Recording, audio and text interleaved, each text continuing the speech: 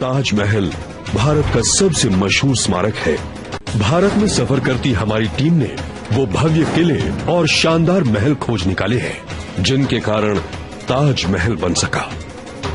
ये एक अद्भुत निशानी है प्यार की, जो शाहजहां ने अपनी पत्नी मुमताज के लिए बनवाई थी।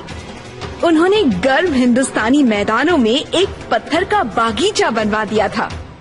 शाहजहां के इस स्मारक के बारे में आज तक कई कहानियां हैं, जिनमें काले ताज की कहानी अभी तक मशहूर है। शाहजहां असल में यमुना नदी के उस पार एक काला ताज बनाना चाहते थे, तो मुझे नदी पार करके देखना है कि वहाँ मुझे क्या मिलेगा। 5 सदियों बाद हम आधुनिक रिसर्च इस्तेमाल करके अद्भुत इमारतों और बागीचों का एक नेटवर्क बनाएंगे, जो पहले से भी ज्यादा शानदार होगा। एक ऐसी दुनिया जो शाहजहां को भी नसीब नहीं हुई थी, लेकिन जो आज भी लोगों को चकाचौंध कर सके। ये ताजमहल की खोई हुई दुनिया है। भारत सन 1631। मुगल बादशाह शाहजहां अपनी बेगम मुमताज महल की मौत का मातम मना रहे थे। उनका दिल सिर्फ आर्किटेक्चर की दुनिया में लगता था और उनका परफेक्शन के लिए जुनून आजीवन बरकरार रहा।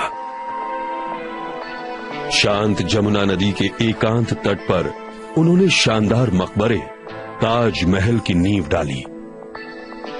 बीती 3 सदियों में उनकी प्रजा ने ऐसा साम्राज्य बनाया जो लगभग पूरे भारत में फैला हुआ है। हालांकि वो खुद मुसलमान थे, लेकिन उनकी प्रजा हिंदू थी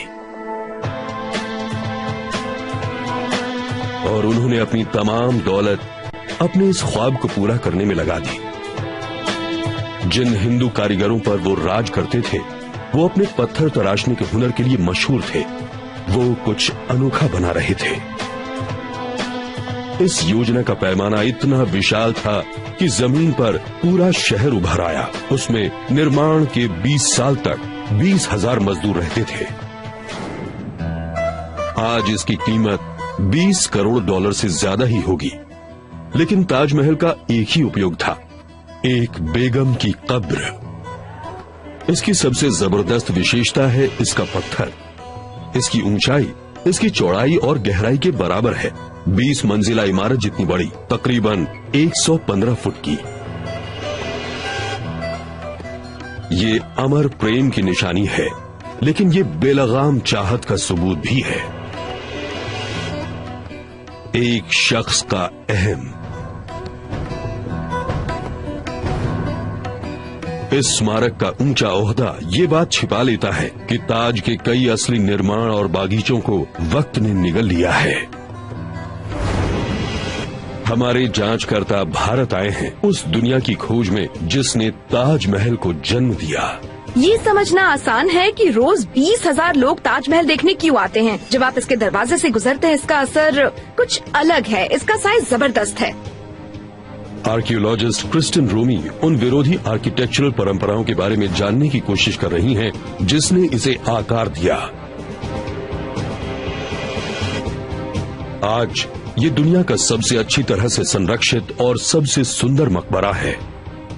सही मायनों में देखा जाए तो इस बात में काफी दम है कि ताज असल में सिर्फ एक मकबरा है। ताजमहल एक नए तरह के आर्किटेक्चर और इंजीनियरिंग का शिखर है, जो शाहजहां के राज में विकसित हुआ था। इंजीनियर माइक शूलर महल की बनावट के बारे में और जानना चाहते हैं कि इसमें कौन से औजार और तकनीकें इस्तेमाल हुई थी। उसमें भारत की पत्थर चिनाई की परंपरा का क्या हाथ था। जब इसे पोस्ट कार्ड पर देखते हैं तो ये बहुत ही छोटा और नाजुक लगता है, लेकिन यहाँ इसका सुडौलपन बहुत ही सुंदर है। लेकिन शाहजहां का ख्वाब हमेशा एक से ज्यादा महल बनाने का था। आज भी जगह 46 फुटबॉल के मैदानों से बड़ी है, लेकिन शाहजहां के समय में ये और भी बड़ी रही होगी। आपको लगता है कि ताजमहल एक हरे भरे बागीचे के बीच में है, लेकिन असल में और भी बिल्डिंग्स इस ताज कॉम्प्लेक्स से जुड़ी थी। ये किला बंद लगता है। जिस बाहरी दीवार के बड़े दरवाजे से हम अंदर आए, वो 30 फुट मोटी है। बहुत ही जबरदस्त। आज ताजमहल की तस्वीरें एक ही जगह से ली जाती हैं, वही इसकी पहचान बन गई है। लेकिन ताज के भीतर ऐसी कई किलानुमा इमारतें अलग अलग सभ्यताओं का मेल दर्शाती है। ये मुगल राजवंश का नमूना है। कई सदियों से इसकी अचूक सिमेट्री और चमक ने लोगों को चकाचौंध कर दिया है और उनके पीछे एक दिलचस्प बात छुपी है। हजारों टूरिस्ट जो यहाँ रोज आते हैं वो ये नहीं जानते कि वो जो देख रहे हैं वो ताजमहल का पिछला हिस्सा है। दरअसल शाही दरवाजा उत्तर में है, नदी के किनारे। मुगल काल में नदी ही मुख्य रास्ता थी जो सारी शाही इमारतों को जोड़ती थी, और आज ज्यादातर टूरिस्ट ताज को वैसे नहीं देख पाते जैसा कि मुगल बादशाह ने चाहा था। शाहजहां और उनके शाही मेहमान तट पर बने चबूतरे से आते थे, जिसे बढ़ती नदी ने बहुत पहले ही नष्ट कर दिया। वो दरअसल नाव पर सवार होकर आते। अच्छा, ये हाईवे था, हाईवे उस जमाने का हाईवे। वो उसका इस्तेमाल खोजबीन। Doctor Imran Dylan Taj Mahal conservation project के हेड हैं। उन्होंने माइक को बताया कि कॉम्प्लेक्स को कैसे देखने के लिए बनाया गया था। और ये बिल्डिंग का मेन हिस्सा है, सामने का हिस्सा। यही वजह है कि आप देख सकते हैं इसे खूबसूरत जड़ाऊ काम और फूल पत्ती की नक्काशी से सजाया गया है। सुंदर सजावट है इसकी। बहुत खूब। ये जड़ाऊ काम शाहजहां के समय में चालाकी से छिपाया गया था। ये सिर्फ शाही आंखों के लिए था। उनका ख्वाब पूरा करने के लिए ये जगह बहुत अहम थी, लेकिन नदी किनारे कुछ भी बनाना शाही इंजीनियरों के लिए मुश्किल काम था। सरकती और रेतीली जमीन पर नींव खड़ी करना आसान नहीं था। उन्हें खोदने के बाद वो तुरंत फिर से भर जाती थी। इंजीनियरों को यहाँ एक भव्य महल खड़ा करना था, इसलिए उन्हें एक अनोखा उपाय निकालना पड़ा। मजदूरों ने ठोस जमीन तक गहरे गड्ढे या कुएं खोदे और उनमें पत्थर और कंकड़ भर दिए। ये नींव कितनी गहरी है? ये आज की जमीन से 15-20 फुट गहरी है। सच कहें तो नींव बहुत ही गहरी बनाई गई थी। तो ये पानी निकालने वाले कुएं की तरह नहीं है, बल्कि धरती में ऐसे खुदाई की गई थी जैसे अक्सर कुएं बनाते वक्त की जाती है, पर उसमें पत्थर, गारा, लोहा और ऐसी कई सारी चीजें भरी गई थीं नींव को एक तरह से ज्यादा तगड़ा और सहनशील बनाने के लिए। हाँ, बिल्कुल ठीक। आज ताजमहल साबुत नहीं दिखता, संगमरमर फीका हो गया है। इधर उधर खाली जगहें खोए पत्थर की याद दिलाती हैं। ये प्रदूषण और साल भर लाखों टूरिस्ट की चहल पहल के असर है। कभी कभी तो एक दिन में 30,000 लोग यहाँ आते हैं।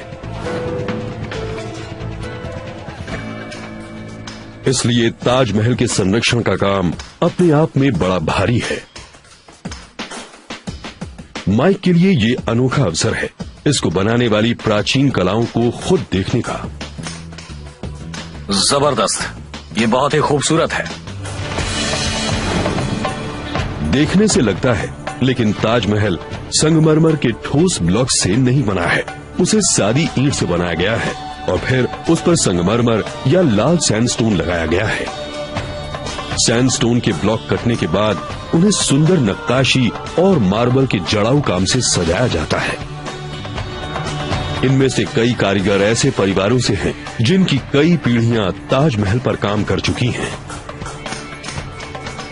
हम अभी मेन स्टोन यार्ड से आ रहे हैं, जहां पत्थर पर मोटा मोटा काम होता है। फिर वो इसे यहाँ लाते हैं जहां कारीगर इन पर ये बारीक फूलों के डिजाइन बनाते हैं और इसे अच्छी फिनिशिंग भी देते हैं। दरअसल इस पत्थर को मेन गेट वाली दीवार पर लगाया जाएगा जो वहां अंदर है, जहां पुराना पत्थर समय और मौसम के साथ भुरभुरा गया है। तो संरक्षण का एक हिस्सा है पत्थर पर बने पैटर्न को दर्ज करना और उसकी हूबहू नकल बनाना। ये देखने में बड़ा महीन लगता है, कला का अच्छा नमूना है, लेकिन इन्हें बहुत मामूली औजारों से बनाया गया है, जो दरअसल बहुत ही प्राचीन तरीका है। आधुनिक सुधार के नाम पर साधारण छेनी है जिसकी नोक पर सख्त स्टील है। बस बारीकियों पर गजब का ध्यान दिया गया है। संगमरमर को जड़ने के लिए पारंपरिक तौर से काटा जाता है। इसमें बहुत कारीगरी है। ओह, ये क्या है? ये धनुष की तरह दिखने वाली आरी है और ये पतले से तार से कुशलता के साथ पत्थर को काट रहे हैं। बहुत ही बारीक काम है। संगमरमर को रगड़ने की सरल तकनीक से काटा जाता है। इसमें रेत, पानी और पतली डोरी इस्तेमाल होती है। कंप्यूटर का यहाँ कोई काम नहीं। हर एक हिस्से को बड़ी मेहनत के साथ हाथ से बनाया जाता है। वाह, जरा ये देखिए, इसकी कारीगरी बिल्कुल अद्भुत है। यहाँ जो गारा इस्तेमाल होता है वो भी 300 साल पुरानी पारंपरिक विधि से बनता है। हो, ये पिछले 10 मिनट से पीस रही हैं, सारे कंकड़ों को तोड़कर महीन पाउडर बनाने के लिए। लेबोरेटरी में काफी जांच करने से पता चला कि ताज पर इस्तेमाल हुआ गारा आटे, शीरे, नींबू और संगमरमर की धूल से बना था। साथ ही साथ इसमें फलों का रस भी शामिल था। हाँ, ये पेस्ट जैसा है, लेकिन बहुत महीन है। इसमें जरा भी कंकड़ नहीं, बहुत ही चिकना है। ये आपको बाजार में नहीं मिलेगा। ये बहुत खास है और कई 100 सालों से अपना काम बखूबी कर रहा है। प्राचीन तरीके से काम होता देखकर मुझे बड़ा मजा आ रहा है। 350 साल बीतने पर भी शाहजहां की विरासत मजबूत है। उस वक्त और आज भी कारीगर उनके प्रेम की यादगार की शान को बरकरार रखने के लिए मेहनत कर रहे हैं। लेकिन इसे बनाने में और लोगों का भी हाथ है। शाहजहां और उनका ताज दूसरे राजाओं और इमारतों के वंशज है। ताजमहल पर काम शुरू होने के 50 साल पहले शाहजहां के दादाजी अकबर द ग्रेट ने लाल सैंडस्टोन से एक विशाल दुर्ग बनाया था। अब गजब के महलों और अभेद्य किलों में हमारे जांचकर्ता ताजमहल का डीएनए ढूंढेंगे।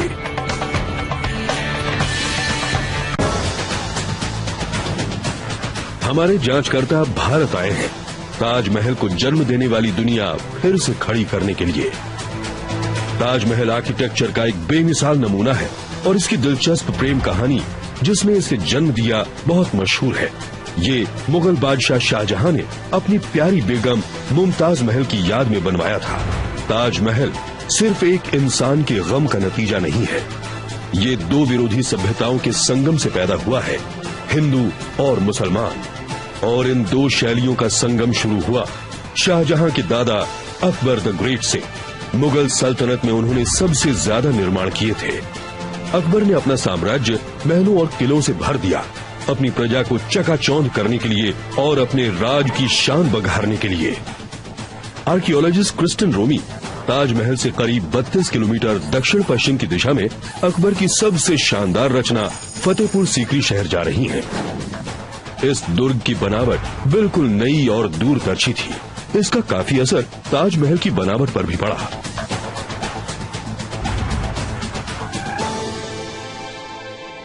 फतेहपुर सीकरी का लाल सैंडस्टोन समय के साथ बिल्कुल नहीं बदला। सन 1569 और 1585 के बीच में बनाया गया फतेहपुर सीकरी 4.5 सदियों से शांत पड़ा है। दरअसल सबसे खास बात फतेहपुर सीकरी की ये है कि यहाँ पर आपको जीवन के बहुत सारे सुराग नहीं मिलेंगे। ये बहुत साफ सुथरी साइट है। यहाँ ज्यादा मलबा नहीं पड़ा है और इस जगह से ये अंदाजा नहीं लगता कि कोई भी यहाँ जरा से भी वक्त के लिए ठहरा हो। सिर्फ 16 साल के बाद अपर्याप्त पानी की सुविधा यहाँ की आबादी का पोषण नहीं कर सकी और इसे छोड़ दिया गया। अगर आप आसपास की बिल्डिंग्स देखें तो ये बहुत बड़ी लगती हैं, विशाल हाँ। और खाली। क्रिस्टन लोकल आर्कियोलॉजिस्ट डॉक्टर मक्खन लाल से उस छोटे अरसे की बात कर रही हैं जब अकबर का ये शहर मुगल सल्तनत का केंद्र था। फतेहपुर सीकरी धंधे और व्यापार का केंद्र था। दुनिया भर से व्यापारी यहाँ अपना सामान बेचने आते थे। यहाँ सोने, मसालों और बढ़िया सिल्क का व्यापार होता था। दुर्ग के बाहर बड़ी दीवारों से सुरक्षित और साफ सुथरी दुकानों की एक कतार मुख्य मार्ग के किनारे लगती थी। वहाँ दूर तक दुकानें होती थीं। ओह अच्छा। ये एक एक दुकान है। ये थोड़ी जी। छोटी हैं। ये छोटी हैं लेकिन इनमें कई विशेष तरह की दुकानें थीं। तो आपके मुताबिक दुकानदार यहाँ सामने जी हाँ, रहता होगा। दुकानदार सामने बैठता था। खरीदार ठीक यहाँ बैठते थे और मोल भाव करते थे, बातचीत करते थे कि कौन सा सामान खरीदना है। सबसे महंगी चीजें एक शानदार चौक में बिकती थीं, जहाँ एक बड़ा सैंडस्टोन का दरवाजा था। ये चौक जरा आकर्षक लग रहा है। हाँ, ये कुछ खास चीजों के लिए था, जैसे ऐशो आराम की चीजें। अच्छा, तो वो सस्ती फुटपाथ की दुकानें थी और ये एक तरह का मुगल जमाने का मैडिसन एवेन्यू था। जी हाँ, बिल्कुल, आप ऐसा कह सकती हैं। ये कल्पना करना खूब है कि ये जगह अपने चरम पर कैसी दिखती होगी। साम्राज्य के अलग अलग कोनों से व्यापारी आते होंगे। फतेहपुर सीकरी की बढ़िया दुकानों के हाथों से खूब दौलत गुजरती थी। ये एक फलता फूलता व्यापार केंद्र था जिसकी पहुंच यूरोप और ऑटोमन साम्राज्य तक भी थी। अकबर के आर्किटेक्ट ने अपनी प्रेरणा उन डेरों से ली जहां उनके लोगों के रहने का रिवाज था। ये लोग कभी बंजारे हुआ करते थे। ये खाली पड़े मंडप असल में तंबू थे जिनमें कपड़े की बजाय पत्थर लगा दिया गया था। और अकबर की इस शानदार रचना का गहरा असर हुआ शाहजहां पर। उन्होंने भी अपने किलों और महलों में लाल सैंडस्टोन इस्तेमाल किया। भारत की पत्थर तराशने की परंपरा दुनिया में सबसे कुशल मानी जाती है। भारत में 10वीं सदी से पहले ही पत्थर के कारीगरों ने भव्य मंदिर बनाए थे जिनको भगवान, अप्सराओं और जानवरों की असल मूर्तियों से सजाया था। जब अकबर ने फतेहपुर सीकरी की नींव डाली तब उन्हें लोकल भारतीय कारीगरों की कला का पूरा अंदाजा था।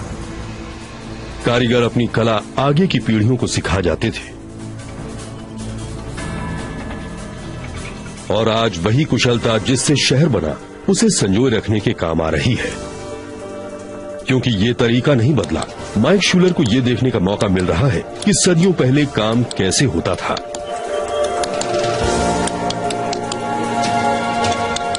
उन्होंने जिस तरह की सूक्ष्मता देखी उसकी बराबरी आधुनिक तकनीकें बहुत कम ही कर सकती हैं। यहाँ अकबर के कारीगरों ने जबरदस्त पत्थर के महल बनाए जिन्हें सुंदर नक्काशी और जड़ाऊ काम से सजाया। इनमें से एक बीरबल का महल बादशाह के जनान खाने की औरतों के लिए बना था।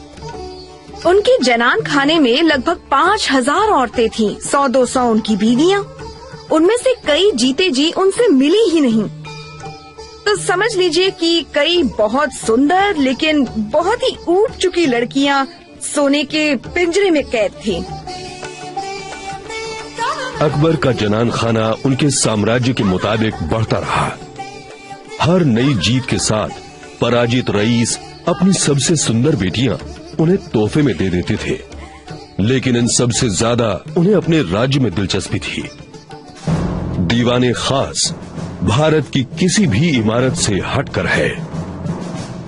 इसके बीच में थ्रोन पिलर नाम का एक अद्भुत नक्काशीदार स्तंभ खड़ा है जिसके ऊपर एक बड़ा गोलाकार चबूतरा है। उससे 4 जंगलेदार पुल बाहर निकलते हैं। अपने सिंहासन पर बैठकर अकबर अपनी प्रजा के प्रतिनिधियों से सलाह मशवरा करते थे। इन मशवरों के जरिए उन्होंने भारत के मजहबों को जोड़ने की सोची। ये खंबा उनकी इस कोशिश का प्रतीक है क्योंकि इसमें हिंदू और इस्लाम दोनों धर्म से नमूने लिए गए हैं। फतेहपुर सीकरी ने जो प्रेरणा दी वही उसका सबसे बड़ा योगदान था। उसने भारत को एक आर्किटेक्चर और संस्कृति के जरिए से ऐसा सपना दिखाया जिसमें दोनों मजहबों का मेल मिलाप हो गया। अकबर ने लोकल कारीगरों की कला काम में लगाई जबकि वो उनके अपने रिवाजों से अलग थीं। ये मेलजोल उनका सपना पूरा करने के लिए अहम था। हमारे जांचकर्ता भारत आए हैं ताजमहल को जन्म देने वाली दुनिया फिर से खड़ी करने के लिए। वो आगरा में है। ताजमहल से करीब 1.5 किलोमीटर दूर यहाँ लाल स्टोन का भव्य स्मारक रेड फोर्ट यानी लाल किला यमुना नदी के मोड़ पर खड़ा है। इसे अकबर ने बनाया था, मुगलों में सबसे महान राज्य बनाने वाला शख्स। सन 1526 से 1858 तक मुगल वंश ने अपने राज्य की सीमा बढ़ाई और पूरे भारत में अपनी सल्तनत फैला दी। मुगल सुरक्षा के लिए किले बनाने में भी निपुण थे। उनकी विरासत आज भी दिखाई देती है भारत की भूमि पर बिछे महलों और किलों में। आगरा का लाल किला उनके सबसे ताकतवर निर्माणों में से एक है। ये नाम उसके चारों ओर खड़ी 110 फुट ऊंची लाल सैंडस्टोन की दीवार की वजह से पड़ा। ये किला 200 साल से ज्यादा मुगल सल्तनत के प्रशासन का केंद्र बना रहा। नजर पर छा जाने वाला किला लोगों को याद दिलाता था कि आखिर ताकत किसके पास है। इंजीनियर माइक शूलर इसकी रक्षा का प्रबंध परख रहे हैं। ये चट्टानों की कड़ी जैसा है, सीधी चट्टानें जिन पर चढ़ना नामुमकिन है। देखने में लगता है कि ये ठोस पत्थर की बनी है, लेकिन इनकी बनावट ताजमहल जैसी है, जहां पत्थरों के अंदर दीवार ईंट की बनी है। अब इसका मतलब ये कम मजबूत नहीं है, लेकिन सोचने की बात यह है कि ठोस पत्थर के किले पर आक्रमण करने की बात जरूर कोई पागल ही सोचेगा। अकबर का यही इरादा था कि दीवारें अटूट बन जाएं। बराबर अंतराल पर दरवाजे थे। ऊंची मीनारों और दीवारों से सुरक्षा और बढ़ती थी। 16वीं सदी की शुरुआत में शाहजहां, जिन्होंने बाद में ताजमहल बनवाया, इस किले के वारिस हो जाते हैं और इसको बदल डालते हैं। उनका राज मुगल हुकूमत की बसंत जैसा था, एक शांत अरसा जिसमें खुशहाली और स्थिरता थी। उनका हुक्म सबसे ऊंचा था। उनके राज्य में लड़ाई नहीं होती थी। ये जबरदस्त शानो शौकत का अरसा था जब लोग अपने महान शासक को सबसे बड़ा निर्माण करते हुए देख रहे थे। अपने दादाजी से विरासत में मिली इमारतों से शाहजहां संतुष्ट नहीं थे। उन्होंने आगरा के लाल किले के बड़े बड़े हिस्सों में सुधार किया। उन्होंने उसे सुरक्षित गढ़ से आनंद को समर्पित महल में बदल दिया। उन्होंने सफेद संगमरमर में अपनी छाप छोड़ी। इससे अंदाजा लगाया जा सकता था कि वो ताजमहल में क्या करने वाले हैं। लाल सैंडस्टोन को हटाकर सफेद संगमरमर से सजावट की गई। जहां अकबर के निर्माणों ने अनेकता को अपनाया था, शाहजहां की शैली में एक नई तरतीब में विश्वास दिखता था। उनके निर्माणों में हिंदू और मुसलमान परंपरा अलग नहीं है, बल्कि दोनों के मिलने से कुछ बिल्कुल अनोखा पैदा हो गया। क्रिस्टिन जो देख रही हैं, वो दो संस्कृतियों का संगम है जिसे पत्थर में दर्शाया गया है। अगर आप इसे गौर से देखें तो इसमें हिंदू और इस्लामिक डिजाइन भरपूर है, जैसे कि ये रेखा से बनी चीज यहाँ, जिसके ऊपर ये हिंदू आर्च है। खास बात यह भी है कि ये इमारतें कैसी दिखती हैं, इस पर दिन के समय का भी गहरा असर पड़ता है। इसके डिजाइन में एक मजेदार ऊर्जा है और सैंडस्टोन की बनावट बहुत खूब है और इसका रंग भी। ये मांस जैसा मुलायम गुलाबी लगता है और फिर ये गहरा लाल हो जाता है और सूर्यास्त के वक्त ये फिर से गुलाबी हो जाता है। तो ये बिल्डिंग लगातार बदलती ही रहती है। प्राकृतिक तत्वों के प्रयोग से इमारतों की दिखावट को संवारने का ख्याल ताजमहल पर पूरे जोर शोर से इस्तेमाल हुआ है। आगरा फोर्ट हमेशा से एक सेना की छावनी से ज्यादा रहा है और इन दीवारों के अंदर शाहजहां मुगल दरबार की शराब और शबाब वाली जीवन शैली में डूबते चले गए। वो अपने जवाहरातों और कपड़ों की पसंद के लिए जाने जाते थे और दर्जियों और जौहरियों की एक टोली उनकी सेवा किया करती थी। उनके जनान खाने में कई सौ वेश्याएं और दासियां रहती थीं और दर्जनों बीवियां भी थीं। इस शानो शौकत का शिखर था मुसम्मन बुर्ज पैलेस, जो उन्होंने अपनी पसंदीदा पत्नी मुमताज महल के लिए बनवाया था। उनके मरने पर उन्हें ताजमहल में रखा गया, लेकिन जीते जी वो यहाँ रहती थी। आर्कियोलॉजिस्ट क्रिस्टिन रोमी महल को परख रही हैं। उन्होंने पाया कि इस जगह ही शाहजहां ने उस शैली के साथ प्रयोग किए जो ताजमहल के पूरा होने तक अपने चरम पर पहुंच गई थी। ये एक अद्भुत निशानी है प्यार की, जो शाहजहां ने अपनी बेगम मुमताज के लिए बनाई थी। देखा जाए तो उन्होंने गर्म हिंदुस्तानी मैदानों में एक पत्थर का बागीचा खड़ा कर दिया था। खूबसूरती बढ़ाने के लिए शाहजहां पूरे राज्य और उसके बाहर से भी राय लेते थे।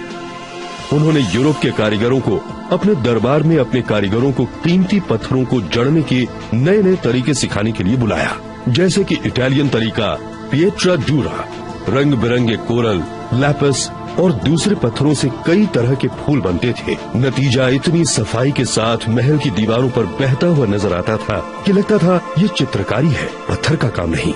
ये देखिए, ये कितना जबरदस्त जड़ाऊ काम है जिसमें एगेट्स और कार्नीलियंस हैं और हर तरह के बेशकीमती पत्थर लगे हुए हैं। इन सब आर्चेज और खम्भों के आगे का हिस्सा देखिए। मुगल शायरी और कुरान में फूलों के विषय में कहा जाता है कि ये जन्नत के पानी से उभरते हैं। सफेद संगमरमर में जड़े फूलों के खूबसूरत डिजाइन इस्लाम के मुरीदों से वादा किए गए इनाम का प्रतीक है। आज ये महल ताजमहल के सबसे खूबसूरत नजारों में से एक पेश करता है और नसीब का फेर ऐसा है कि शाहजहां ने अपना आखिरी समय यहाँ अपने बेटे का बंदी बनकर गुजारा और यहीं से अपनी महान रचना को निहारते हुए दम तोड़ दिया। शाहजहां ने आगरा फोर्ट पर काम ताजमहल से 20 साल पहले किया था, लेकिन हमारी जांच से ये साफ है कि यहाँ पाई गई सामग्री और डिजाइन के लक्षण बाद में ताजमहल में हूबहू बनाए गए। लाल सैंडस्टोन को चमकते सफेद संगमरमर ने हटा दिया जिसमें खूबसूरत जड़ाऊ काम था। यहाँ किए गए प्रयोग इतिहास की सबसे दंग कर देने वाली इमारत को बनाने में इस्तेमाल हुए। हमारी टीम ने ताजमहल का विकास समझ लिया है, जिसमें खोए शहर और किले उजागर हुए जिन्होंने इसके निर्माण का रास्ता बनाया।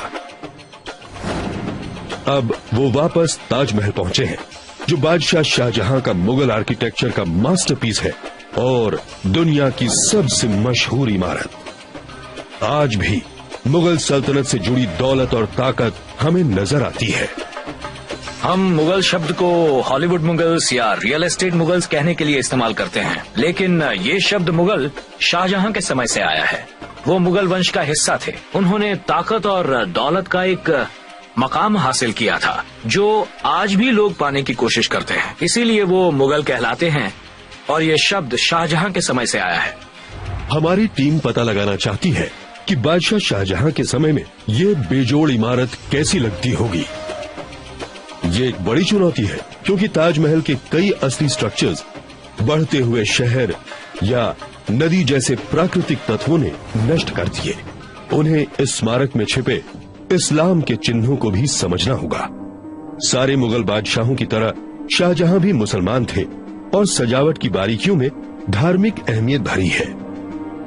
आर्कियोलॉजिस्ट क्रिस्टिन रोमी अपनी जांच मुख्य द्वार से शुरू करती हैं। यहाँ आप देख सकते हैं कि ताजमहल के दरवाजे पर कुरान में दर्ज किया गया अल्लाह का वादा इसके चारों ओर लिखा हुआ है। ये द्वार उस दरवाजे का प्रतीक है जिससे गुजर के मोहम्मद अनंत में चले गए थे। और ये शब्द ताजमहल के दोनों उद्देश्य दिखाते हैं कि ये मकबरा भी है और जन्नत के बागों की नुमाइंदगी भी। और जानने के लिए क्रिस्टिन लोकल इतिहासकार डॉक्टर प्रियलीन सिंह से मिलती हैं। जन्नत के बाग आमतौर पर चिन्हों से भरे होते थे, चाहे वो कुछ बोने की बात हो या पानी के इस्तेमाल की। जैसे कि बोने की बात करें तो बहुत सारे फूल होते थे क्योंकि इस्लामी सभ्यता में ये दिव्य दायरे के चिन्ह थे। मुगल रेगिस्तान के लोग थे जिन्हें चिलचिलाती धूप और सूखी जमीन की आदत थी। हवा से पनाह और पानी का बढ़िया प्रबंध, एक बागीचे का नखलिस्तान, ये उनका जमीन पर जन्नत का ख्याल था। अब हम तस्वीर बना सकते हैं कि बाग कैसा दिखता होगा। शाहजहां के समय में ये नखलिस्तान यानी ओएसिस जैसा दिखता होगा। ऐसा लगता होगा मानो ताजमहल फलों के पेड़ों के ऊपर तैर रहा है। इंजीनियर माइक शूलर जानना चाहते हैं कि ये हरे भरे जन्नत के बाग भारत की इस तपती जमीन पर कैसे उग पाए। तो यहाँ एक नाला है और क्या इसमें नदी से पानी आता था? हाँ, पानी यहाँ से अंदर आता था और यहाँ एक पुली सिस्टम था। छेद थे जो खंभों और पहियों को संभालते थे और पानी वहाँ ऊपर खींच लिया जाता था। ये प्रबंध पानी को नदी से बाल्टियों में खींचता था। उन्हें 40 फुट ऊपर एक पानी की नहर तक बैल से चलने वाली एक चरखी के जरिए खींचा जाता था। वहां से पानी एक कुंड तक बह जाता था, फिर एक और बड़ी टंकी में ऊपर चढ़ाया जाता था। माइक मानते हैं कि उन्हें सुराग मिल गए हैं कि बड़ी पानी की टंकियां कहां रही होंगी। तो इन दीवारों, इन बड़ी भारी दीवारों को देखकर लग रहा है कि ये ऊपर काफी भार संभालती होंगी। हाँ, है ना? मुझे लगता है इसके ऊपर एक पानी की टंकी जरूर रही होगी। इस सिंचाई व्यवस्था की वजह से रोज हजारों गैलन पानी आ पाता था। बहुत सालों तक इसने एक सुंदर बागीचे का ओएसिस भारत की चिलचिलाती धूप में भी बनाए रखा। ये बड़ी मुसीबत का काम था। तो ऊपर खींचने के प्रबंध, खूब सारा पानी इतनी ऊंचाई तक उठाया जाना। वैसे इतनी ऊंचाई की क्या जरूरत थी? ऊंचाई की जरूरत इसलिए थी क्योंकि मुख्य बागीचे की सारी नालियों में पानी पहुंचाना था। तो पंप का इस्तेमाल करने की बजाय हम ग्रेविटी से अपना काम निकलवा रहे हैं। पानी पाइप से नीचे बहकर फव्वारों से ऊपर उछलता था। हाँ, ताजमहल अपने साफ सुथरे लॉन और सजीली सिमेट्री के साथ शांति का एक चित्र लगता है, लेकिन इन दीवारों से कुछ दूरी पर ही एक अलग दुनिया है।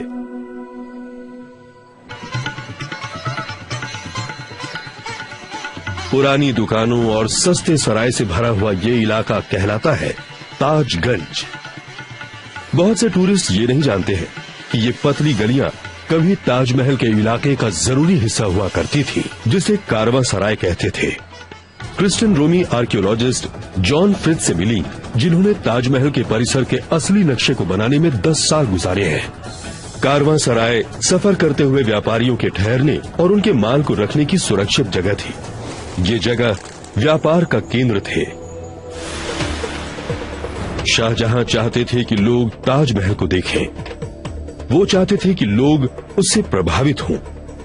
इस महल को बनाते वक्त शाहजहां मकबरे से कुछ ज्यादा बना रहे थे। ताज का परिसर शहर के अंदर एक शहर था। इन सड़कों की उथल पुथल में भी हमें शाहजहां के खोए कारवां सराय के सुराग मिल जाते हैं। आप देख सकते हैं कि इसमें 2 आर्चेस हैं और यहाँ सपाट छत है।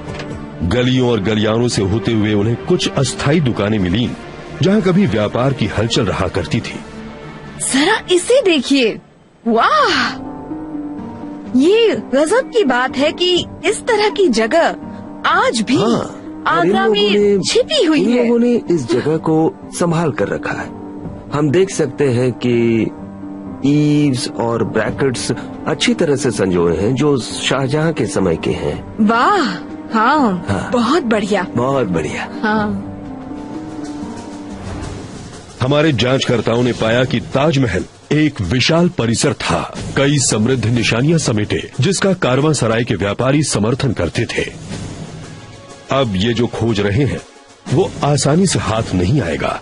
दुनिया की सबसे मशहूर इमारत होने के नाते ताजमहल के बारे में कई कहानियां हैं। उनमें से काले ताज की कहानी आज भी सबसे ज्यादा दिलचस्प है। तो कहानी ये है कि शाहजहां असल में एक और ताज, काला ताज, यमुना नदी के उस पार बनाना चाहते थे, जो ताजमहल के ठीक सामने होता। तो मैं नदी पार करके देखूंगा कि वहाँ मुझे क्या मिलता है। माइक शूलर पानी पर सवार होकर उस पार जा रहे हैं। क्या काले ताज के अवशेष नदी के उस पार है, अब तक अनदेखे? जो कहावत आज भी टूर गाइड सुनाते हैं वो ये है कि मुगल बादशाह शाहजहां काले संगमरमर का एक दूसरा मकबरा ताज के सामने ही नदी के उत्तरी किनारे पर बनाना चाहते थे। टूर गाइड कहते हैं कि शाहजहां के बेटे ने उसका काला रूप बनाने से पहले ही अपने पिता का तख्ता पलट दिया। कई लोगों ने ये दावा भी किया है कि उन्हें काले संगमरमर के टुकड़े मिले, जो शायद काले ताज की अधूरी नींव हो सकते हैं। लेकिन उन हजारों टूरिस्ट को जो ताज के खेमों से नदी के उस पार देखते हैं, बंजर धरती से ज्यादा कुछ नजर नहीं आता। जांचकर्ता माइक शूलर नदी के उस पार जा रहे हैं, काले ताज के किस्से के बारे में सबूत ढूंढने। आर्कियोलॉजिस्ट जॉन फिट्ज नदी के उस पार माइक से मिलते हैं। उन्होंने यहाँ के खंडहर में 10 साल खुदाई की है, और क्योंकि उन्हें कोई ठोस सबूत नहीं मिला, इसलिए वो मानते हैं कि काले ताज की कहानी मनगढ़ंत है। मैंने ये बात सुनी है, ये मशहूर कहानी, कि शाहजहां असल में ताजमहल की एक हूबहू नकल काला ताज यहाँ बनाना चाहते थे, काले संगमरमर से। ये उसी की नींव जैसी लगती है ना? ये नींव जैसी लगती है, मगर ये ताज की नींव नहीं है। ये एक बेहतरीन प्रेम कहानी है जो 300 साल पहले हुई थी। अफवाहों की कोई असली बुनियाद नहीं है। उन्हें कोई काला पत्थर नहीं मिला। तो कोई ये भी काला काले पत्थर ताज की नींव नहीं काला है? पत्थर नहीं, कोई काला ताज नहीं था। अगर काला पत्थर नहीं मिला तो ये बात बिल्कुल बेबुनियाद है कि यहाँ काला ताज बनने वाला था। हाँ। दरअसल ये लोगों की बनाई हुई वैसे- मनगढ़ंत कहानियां हैं और कुछ नहीं। लेकिन उन्हें अपनी जांच में पता चला कि शाहजहां नदी के इस पार कोई निर्माण करना चाहते थे। एक और इमारत नहीं, बल्कि वो मेहताब बाग यानी मूनलाइट गार्डन बनाना चाहते थे। यहाँ एक भव्य 8 कोनों वाला फव्वारा हुआ करता था, एक विशाल कुंड जिसमें से करीब 25 फव्वारे निकला करते थे। यहाँ दरबार भी लगता था और शाहजहां को खासकर इस कुंड के उत्तरी छोर पर बने मंडप में बैठ रहते होंगे और खुशबूदार फूल तन मन सुगंधित करते होंगे। और ये पहले से ही निश्चित था कि शाहजहां बाग में शाही बेड़े पर नदी के जरिए प्रवेश करेंगे। बादशाह उस ओर से मेहताब बाग आते थे, यानी ये वही सीढ़ियां हो सकती हैं जिनसे बादशाह नीचे उतरते थे। तो मैं शाहजहां की निजी सीढ़ी पर खड़ा हूँ, शाही सीढ़ी पर। बिल्कुल, और ये बहुत ही बढ़िया है। मेहताब बाग को इस तरह बनाया जाना था कि वो नदी के उस पार ताजमहल के बागीचों की सीध में हो। इस बाग के बारे में एक अहम बात है जो इसके अनुभव को खास बना देती है, और वो ये कि ये ताजमहल की ठीक सीध में बना है और समानता में भी जाज के अंदर से होते हुए, तालाब से होते हुए उत्तर के दरवाजे के फव्वारे तक मैं जाता है। देख रहा हूँ कि इस कोने के खेमे भी ताजमहल के पूर्वी छोर की बिल्कुल सीध में है। हाँ, इस बाग का अहाता बिल्कुल ताजमहल के बागीचे की चौड़ाई का है। और 350 साल बाद हम इसे फिर से वैसा बना सकते हैं जैसा ये तब दिखता था। मेहताब बाग हमेशा से ही ताज परिसर की असली योजना का हिस्सा था। शाहजहां ने अपना सपना पूरा करने के लिए अपने राज्य की तमाम दौलत और साधना लगा दी। उन्होंने प्राकृतिक तत्वों का इस्तेमाल किया, जैसे नदी और दिन की बदलती रोशनी। चांदनी में जो कंप्यूटर की तकनीक से बनाई गई है, काला ताज पानी पर नजर आता है। क्या शाहजहां का असल में यही इरादा था? एक और महल नहीं, बल्कि ताजमहल की गहरी छाया, चांदनी में बनी एक परछाई। ताजमहल की अलौकिक सुंदरता के जरिए एक तानाशाही राजा दुनिया के सामने अपनी शानो शौकत दिखा रहा था। ये हाल में ही पता चला है कि ताज परिसर में मकबरा, बागीचा, प्रवेश दरबार तो है ही, पर ताजगंज और अब मेहताब बाग भी उस शानदार योजना में शामिल थे। हाँ, साइट की समानता का हिस्सा, ये उसका जोड़ है। सही कहा, ये बहुत बड़ी योजना थी। मतलब ये उत्तर से दक्षिण तक करीब 1 बहुत किलोमीटर से खूब, ज्यादा बहुत है। गजब का निर्माण है। ये साफ है कि शाहजहां अपने मेहमानों पर हावी होना चाहते थे। इसका विशाल पैमाना, इसका रौबदार दरवाजा, मकबरे तक लंबा रास्ता, इसके 4 मीनार जो ऐसे खड़े हैं जैसे किसी कीमती नग की रखवाली कर रहे हो, और इसकी सुंदर सजावट, सभी इस बात को पुख्ता करते हैं। लेकिन इसकी शैली की एकता और इसके डिजाइन का मेलजोल ही हमारे जांचकर्ताओं के लिए शाहजहां की सबसे बड़ी सफलता है। ये सिर्फ एक शख्स के सपने का नतीजा नहीं है, बल्कि 2 विकसित सभ्यताओं का मेल भी है। ताजमहल में शाहजहां ने मुगल आर्किटेक्चर को भारत के और पहले के बहुमूल्य इतिहास के साथ मिला दिया। शाहजहां के राज्य का तो अंत में पतन हो गया, लेकिन ताजमहल आज भी जिंदा है और इसे आज भी खूबसूरती की बेमिसाल यादगार माना जाता है। कुएं बनाते वक्त की जाती है, पर उसमें पत्थर, गारा, लोहा और ऐसी कई सारी चीजें भरी गई थीं, नींव को एक तरह से ज्यादा तगड़ा और सहनशील बनाने के लिए। हाँ, बिल्कुल ठीक। आज ताजमहल साबुत नहीं दिखता, संगमरमर फीका हो गया है। इधर उधर खाली जगहें खोए पत्थर की याद दिलाती हैं। ये प्रदूषण और साल भर लाखों टूरिस्ट की चहल पहल के असर है। कभी कभी तो एक दिन में 30,000 लोग यहाँ आते हैं। इसलिए ताजमहल के संरक्षण का काम अपने आप में बड़ा भारी है। माइक के लिए ये अनोखा अवसर है इसको बनाने वाली प्राचीन कलाओं को खुद देखने का। जबरदस्त, ये बहुत ही खूबसूरत है। देखने से लगता है लेकिन ताजमहल संगमरमर के ठोस ब्लॉक से नहीं बना है। उसे सादी ईंट से बनाया गया है और फिर उस पर संगमरमर या लाल सैंडस्टोन लगाया गया है। सैंडस्टोन के ब्लॉक कटने के बाद उन्हें सुंदर नक्काशी और मार्बल के जड़ाऊ काम से सजाया जाता है। इनमें से कई कारीगर ऐसे परिवारों से हैं जिनकी कई पीढ़ियां ताजमहल पर काम कर चुकी हैं।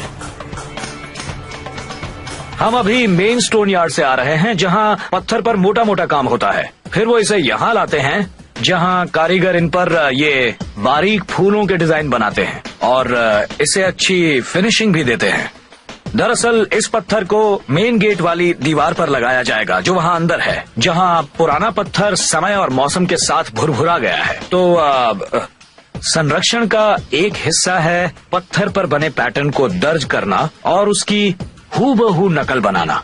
ये देखने में बड़ा महीन लगता है, कला का अच्छा नमूना है, लेकिन इन्हें बहुत मामूली औजारों से बनाया गया है, जो दरअसल बहुत ही प्राचीन तरीका है। आधुनिक सुधार के नाम पर साधारण छेनी है जिसकी नोक पर सख्त स्टील है। बस बारीकियों पर गजब का ध्यान दिया गया है। संगमरमर को जड़ने के लिए पारंपरिक तौर से काटा जाता है। इसमें बहुत कारीगरी है। ओह, ये क्या है? ये धनुष की तरह दिखने वाली आरी है और ये पतले से तार से कुशलता के साथ पत्थर को काट रहे हैं। बहुत ही बारीक काम है। संगमरमर को रगड़ने की सरल तकनीक से काटा जाता है। इसमें रेत, पानी और पतली डोरी इस्तेमाल होती है। कंप्यूटर का यहाँ कोई काम नहीं। हर एक हिस्से को बड़ी मेहनत के साथ हाथ से बनाया जाता है। वाह, जरा ये देखिए, इसकी कारीगरी बिल्कुल अद्भुत है। यहाँ जो गारा इस्तेमाल होता है वो भी 300 साल पुरानी पारंपरिक विधि से बनता है। हो, ये पिछले 10 मिनट से पीस रही हैं, सारे कंकड़ों को तोड़कर महीन पाउडर बनाने के लिए। लेबोरेटरी में काफी जांच करने से पता चला कि ताज पर इस्तेमाल हुआ गारा आटे, शीरे, नींबू और संगमरमर की धूल से बना था। साथ ही साथ इसमें फलों का रस भी शामिल था। हाँ, ये पेस्ट जैसा है लेकिन बहुत महीन है। इसमें जरा भी कंकड़ नहीं। बहुत ही चिकना है। ये आपको बाजार में नहीं मिलेगा। ये बहुत खास है और कई 100 सालों से अपना काम बखूबी कर रहा है। ताजमहल भारत का सबसे मशहूर स्मारक है। भारत में सफर करती हमारी टीम ने वो भव्य किले और शानदार महल खोज निकाले हैं जिनके कारण ताजमहल बन सका। ये एक अद्भुत निशानी है प्यार की, जो शाहजहां ने अपनी पत्नी मुमताज के लिए बनवाई थी। उन्होंने गर्म हिंदुस्तानी मैदानों में एक पत्थर का बागीचा बनवा दिया था। शाहजहां के इस स्मारक के बारे में आज तक कई कहानियां हैं, जिनमें काले ताज की कहानी अभी तक मशहूर है। शाहजहां असल में यमुना नदी के उस पार एक काला ताज बनाना चाहते थे, तो मुझे नदी पार करके देखना है कि वहाँ मुझे क्या मिलेगा। 5 सदियों बाद हम आधुनिक रिसर्च इस्तेमाल करके अद्भुत इमारतों और बागीचों का एक नेटवर्क बनाएंगे जो पहले से भी ज्यादा शानदार होगा। एक ऐसी दुनिया जो शाहजहां को भी नसीब नहीं हुई थी, लेकिन जो आज भी लोगों को चकाचौंध कर सके। ये ताजमहल की खोई हुई दुनिया है। भारत सन 1631। मुगल बादशाह शाहजहां अपनी बेगम मुमताज महल की मौत का मातम मना रहे थे। उनका दिल सिर्फ आर्किटेक्चर की दुनिया में लगता था और उनका परफेक्शन के लिए जुनून आजीवन बरकरार रहा। शांत जमुना नदी के एकांत तट पर उन्होंने शानदार मकबरे ताजमहल की नींव डाली। बीती 3 सदियों में उनकी प्रजा ने ऐसा साम्राज्य बनाया जो लगभग पूरे भारत में फैला हुआ है। हालांकि वो खुद मुसलमान थे, लेकिन उनकी प्रजा हिंदू थी और उन्होंने अपनी तमाम दौलत अपने इस ख्वाब को पूरा करने में लगा दी। जिन हिंदू कारीगरों पर वो राज करते थे, वो अपने पत्थर तराशने के हुनर के लिए मशहूर थे। वो कुछ अनोखा बना रहे थे।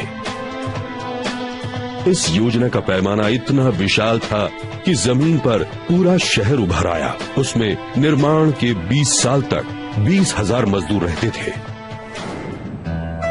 आज इसकी कीमत $20 करोड़ से ज्यादा ही होगी। लेकिन ताजमहल का एक ही उपयोग था, एक बेगम की कब्र। इसकी सबसे जबरदस्त विशेषता है इसका पत्थर। इसकी ऊंचाई इसकी चौड़ाई और गहराई के बराबर है। 20 मंजिला इमारत जितनी बड़ी, तकरीबन 115 फुट की। ये अमर प्रेम की निशानी है, लेकिन ये बेलगाम चाहत का सबूत भी है। एक शख्स का अहम।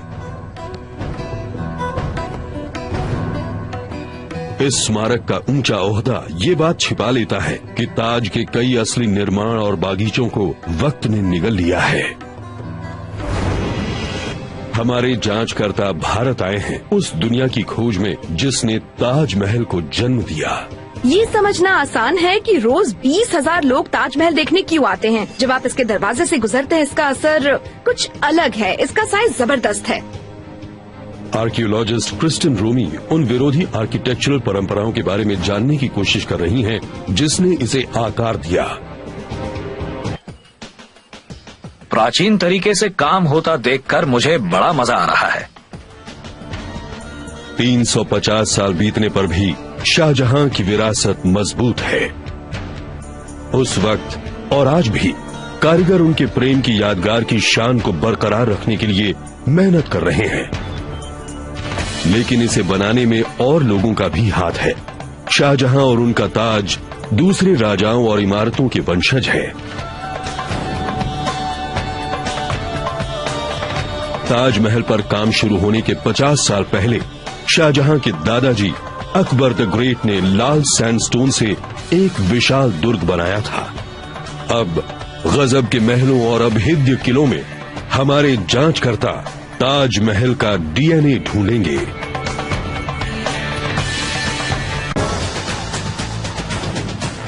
हमारे जांचकर्ता भारत आए हैं ताजमहल को जन्म देने वाली दुनिया फिर से खड़ी करने के लिए। ताजमहल आर्किटेक्चर का एक बेमिसाल नमूना है और इसकी दिलचस्प प्रेम कहानी जिसने इसे जन्म दिया बहुत मशहूर है। ये मुगल बादशाह शाहजहां ने अपनी प्यारी बेगम मुमताज महल की याद में बनवाया था। ताजमहल सिर्फ एक इंसान के गम का नतीजा नहीं है।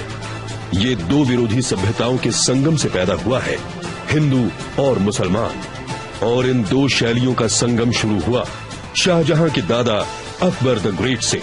मुगल सल्तनत में उन्होंने सबसे ज्यादा निर्माण किए थे। अकबर ने अपना साम्राज्य महलों और किलों से भर दिया, अपनी प्रजा को चकाचौंध करने के लिए और अपने राज की शान बघारने के लिए। आर्कियोलॉजिस्ट क्रिस्टिन रोमी ताजमहल से करीब 32 किलोमीटर दक्षिण पश्चिम की दिशा में अकबर की सबसे शानदार रचना फतेहपुर सीकरी शहर जा रही हैं। इस दुर्ग की बनावट बिल्कुल नई और दूरदर्शी थी। इसका काफी असर ताजमहल की बनावट पर भी पड़ा।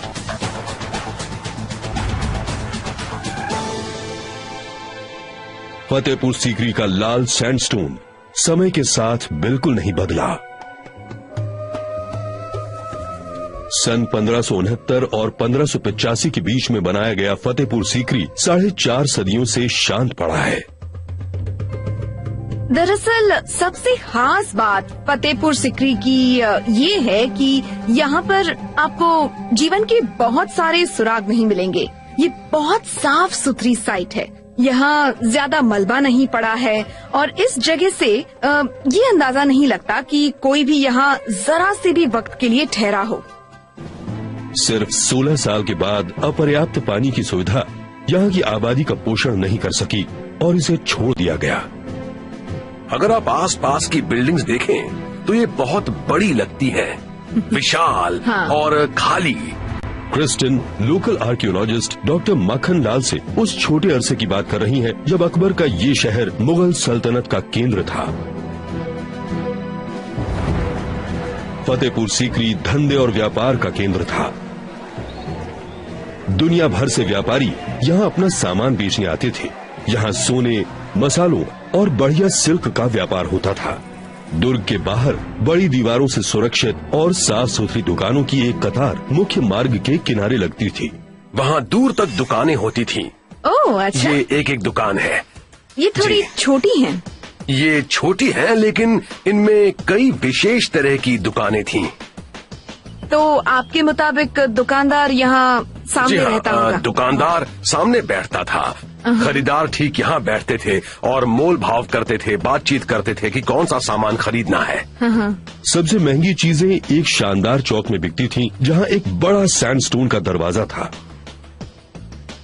ये चौक जरा आकर्षक लग रहा है। हाँ, ये कुछ खास चीजों के लिए था, जैसे ऐशो आराम की चीजें।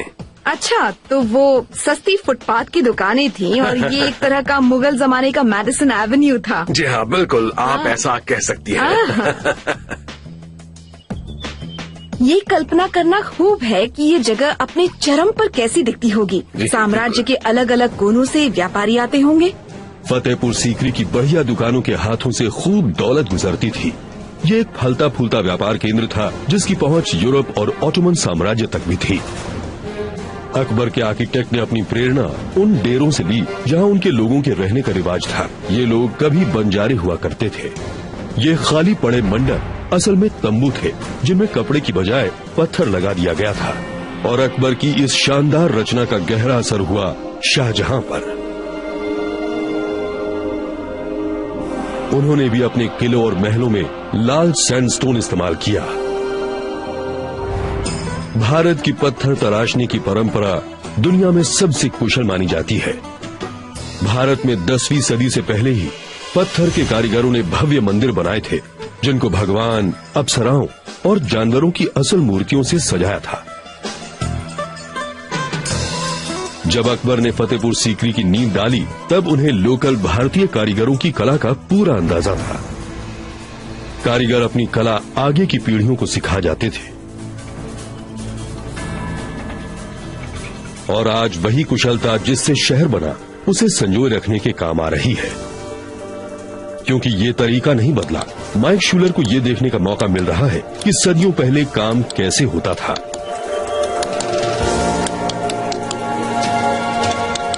उन्होंने जिस तरह की सूक्ष्मता देखी, उसकी बराबरी आधुनिक तकनीकें बहुत कम ही कर सकती हैं। यहाँ अकबर के कारीगरों ने जबरदस्त पत्थर के महल बनाए, जिन्हें सुंदर नक्काशी और जड़ाऊ काम से सजाया। इनमें से एक बीरबल का महल बादशाह के जनान खाने की औरतों के लिए बना था। उनके जनान खाने में लगभग 5000 औरतें थीं, 100-200 उनकी बीवियां। उनमें से कई जीते जी उनसे मिली ही नहीं। तो समझ लीजिए कि कई बहुत सुंदर लेकिन बहुत ही ऊब चुकी लड़कियां सोने के पिंजरे में कैद थी। अकबर का जनान खाना उनके साम्राज्य के मुताबिक बढ़ता रहा। हर नई जीत के साथ पराजित रईस अपनी सबसे सुंदर बेटियां उन्हें तोहफे में दे देते थे, लेकिन इन सबसे ज्यादा उन्हें अपने राज्य में दिलचस्पी थी। दीवाने खास भारत की किसी भी इमारत से हटकर है। आज ये दुनिया का सबसे अच्छी तरह से संरक्षित और सबसे सुंदर मकबरा है। सही मायनों में देखा जाए तो इस बात में काफी दम है कि ताज असल में सिर्फ एक मकबरा है। ताजमहल एक नए तरह के आर्किटेक्चर और इंजीनियरिंग का शिखर है, जो शाहजहां के राज में विकसित हुआ था। इंजीनियर माइक शूलर महल की बनावट के बारे में और जानना चाहते हैं कि इसमें कौन से औजार और तकनीकें इस्तेमाल हुई थीं। उसमें भारत की पत्थर चिनाई की परंपरा का क्या हाथ था। जब इसे पोस्ट कार्ड पर देखते हैं तो ये बहुत ही छोटा और नाजुक लगता है, लेकिन यहाँ इसका सुडौलपन बहुत ही सुंदर है। लेकिन शाहजहां का ख्वाब हमेशा एक से ज्यादा महल बनाने का था। आज भी जगह 46 फुटबॉल के मैदानों से बड़ी है, लेकिन शाहजहां के समय में ये और भी बड़ी रही होगी। आपको लगता है कि ताजमहल एक हरे भरे बागीचे के बीच में है, लेकिन असल में और भी बिल्डिंग्स इस ताज कॉम्प्लेक्स से जुड़ी थी। ये किला बंद लगता है। जिस बाहरी दीवार के बड़े दरवाजे से हम अंदर आए, वो 30 फुट मोटी है, बहुत ही जबरदस्त। आज ताजमहल की तस्वीरें एक ही जगह से ली जाती हैं, वही इसकी पहचान बन गई है। लेकिन ताज के भीतर ऐसी कई किलानुमा इमारतें अलग अलग सभ्यताओं का मेल दर्शाती हैं। ये मुगल राजवंश का नमूना है। कई सदियों से इसकी अचूक सिमेट्री और चमक ने लोगों को चकाचौंध कर दिया है। और उनके पीछे एक दिलचस्प बात छुपी है। हजारों टूरिस्ट जो यहाँ रोज आते हैं वो ये नहीं जानते कि वो जो देख रहे हैं वो ताजमहल का पिछला हिस्सा है। दरअसल शाही दरवाजा उत्तर में है, नदी के किनारे। मुगल काल में नदी ही मुख्य रास्ता थी जो सारी शाही इमारतों को जोड़ती थी, और आज ज्यादातर टूरिस्ट ताज को वैसे नहीं देख पाते जैसा कि मुगल बादशाह ने चाहा था। शाहजहां और उनके शाही मेहमान तट पर बने चबूतरे से आते थे, जिसे बढ़ती नदी ने बहुत पहले ही नष्ट कर दिया। वो दरअसल नाव पर सवार होकर आते। अच्छा, ये हाईवे था, हाईवे उस जमाने का हाईवे। वो उसका इस्तेमाल खोजबीन। Doctor Imran Dylan Taj Mahal conservation project के हेड है। उन्होंने माइक को बताया कि कॉम्प्लेक्स को कैसे देखने के लिए बनाया गया था।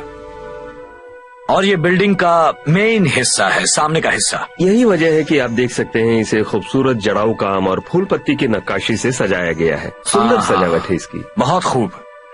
ये जड़ाऊ काम शाहजहां के समय में चालाकी से छिपाया गया था। ये सिर्फ शाही आंखों के लिए था।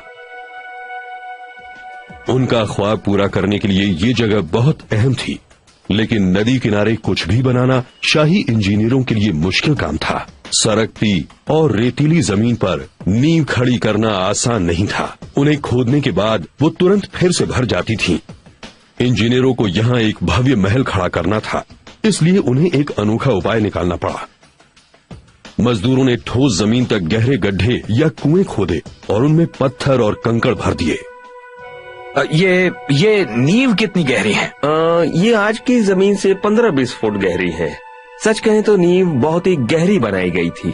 तो ये पानी निकालने वाले कुएं की तरह नहीं है, बल्कि धरती में ऐसे खुदाई की गई थी जैसे अक्सर